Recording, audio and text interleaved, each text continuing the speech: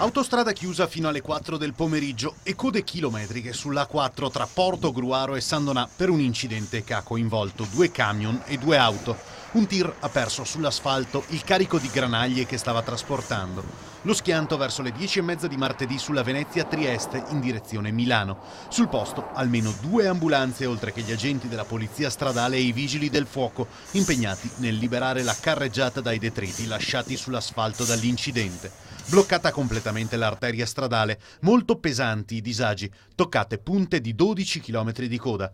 Per permettere le operazioni di soccorso e pulizia, gli ingressi di San Stino di Livenza, Porto Gruaro e Cessalto in direzione del capoluogo lagunare sono stati chiusi. Gli automobilisti sono stati invitati a deviare il proprio percorso all'altezza di Latisana per evitare di imbottigliarsi. I mezzi venivano inoltre fatti confluire sulla A28 all'altezza di Porto Gruaro in modo da bypassare le code.